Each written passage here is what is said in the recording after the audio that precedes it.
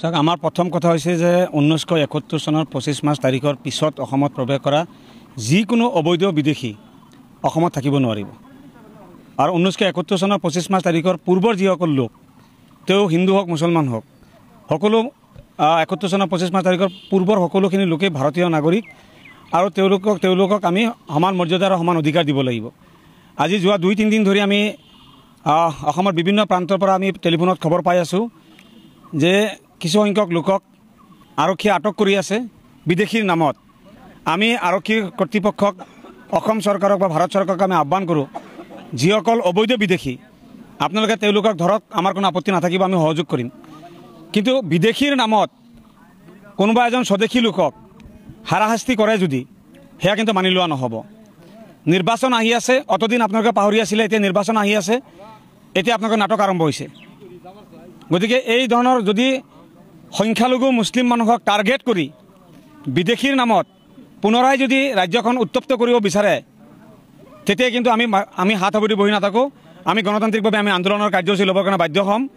আমি চৰকাৰক পুনৰাই আহ্বান কৰোঁ যে 1971 চনৰ 25 মাৰ্চ তাৰিখৰ পিছত অসমত প্ৰৱেশ কৰা হিন্দু হওক মুছলমান হওক অবৈধ বিদেশীক আপোনালোকে চিনাক্তকৰণ কৰি তেওঁলোকক কৰায়ত্ব কৰি ভাৰতবৰ্ষৰ সীমান্ত পাৰ কৰি বাংলাদেশ নহয় আমেৰিকাত পঠিয়াই দিলেও আমাৰ কোনো আপত্তি নাই, আমি সহযোগ কৰি গৈ থাকিম।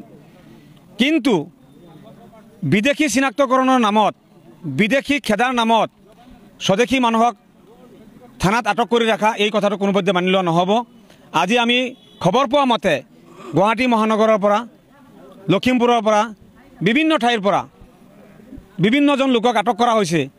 তেওঁলোকৰ নাম NRCত আছে, তেওঁলোকৰ নামত কোনো ফৰেনাৰ্ছ ট্ৰাইব্যুনেলতে কোনো ধৰণৰ গোচৰ পেণ্ডিঙো নাই বা তেওঁলোকক বিদেশী হিচাপে তেওঁলোকক কোনো ধৰণৰ ডিক্লেয়াৰো কৰা নাই। দলগাঁৱতো 7জনক ধৰা হৈছে বুলি আমি খবৰ পালোঁ। গতিকে চৰকাৰক আমি আহ্বান কৰোঁ, আপোনালোকে যিসকলক ধৰিছে আপোনালোকে এটা স্পষ্টীকৰণ দিয়ক যে কোনজন ব্যক্তিক কোনটো ফৰেনাৰ্ছ ট্ৰাইব্যুনেলে বিদেশী হিচাপে ডিক্লেয়াৰ কৰিছে, তেওঁক কিমান তাৰিখে বিদেশী হিচাপে ডিক্লেয়াৰ কৰিছে, এই কথাটো আপোনালোকে ডিক্লেয়াৰ কৰক। আৰু অন্যথাই আজি যিবিলাক মানুহক আটক কৰা হৈছে সেই পৰিয়ালসমূহ যি আমাৰ আজিৰ তাৰিখত যি এটা আতংকময় পৰিৱেশত আছে, এই আতংক দূৰ কৰিব লাগিব চৰকাৰে। গতিকে চৰকাৰে যদি সঠিকভাৱে এই গোটেই বিষয়টো টেকেল নকৰে তেতিয়াহ'লে আমি ৰাইজৰ দলৰ ফালৰ পৰা আমি এক বৃহৎ আকাৰে গণতান্ত্ৰিক আন্দোলনৰ কাৰ্যসূচী ল'বৰ কাৰণে আমি বাধ্য হ'ম। আমাৰ কথা আমি আকৌ কৈ আছোঁ যে আমি বিদেশীৰ পক্ষত নাই, কিন্তু কোনো স্বদেশীক বিদেশী চিনাক্তকৰণ বা বিদেশী খেদাৰ নামত অত্যাচাৰ কৰিব, নিৰ্যাতন কৰিব, চৰকাৰী পৃষ্ঠপোষকতাত বা চৰকাৰী পুলিচে তেওঁলোকক আটক কৰি গোটেই নিশা ৰাখি থ'ব, গোটেই দিনভৰ তেখেতসকলক থানাত আবদ্ধ কৰি ৰাখিব, পুলিচৰ আৰক্ষী ছাউনীত ৰাখি থ'ব, এনেকুৱা ধৰণৰ কামবিলাক কৰিব দিয়া নহ'ব। গতিকে চৰকাৰে যিসকলক আটক কৰি আছে তেওঁলোকৰ স্পষ্টীকৰণ দিয়ক যে তেওঁলোক সঁচাকৈ বিদেশী নে আচলতে স্বদেশী হয়। আমি গম পোৱা মতে ডিটেনশ্যন কেম্পত দিন অতিবাহিত কৰি অহা লোককো আবদ্ধ কৰি আছে। মাননীয় উচ্চতম ন্যায়ালয়ে নিৰ্দেশনা দিছে যিসকল লোক ডিটেনশ্যন কেম্পত আবদ্ধ হৈ থাকে তেওঁলোকক 2 বছৰ অতিক্ৰম কৰাৰ পিছত তেওঁলোকক মুকলি কৰি দিব লাগিব। তো মুকলি কৰি দিয়াৰ পিছত আকৌ কিয় তেওঁলোকক আবদ্ধ কৰি থকা হৈ আছে? বাংলাদেশৰ লগত কিবা প্ৰত্যাৱৰ্তন চুক্তি কৰা হৈছে নেকি? বিদেশী প্ৰত্যাৱৰ্তন কৰা চুক্তি হৈছে নেকি? যদি হৈছে সেই কথাও ৰাজহুৱা কৰিব লাগে।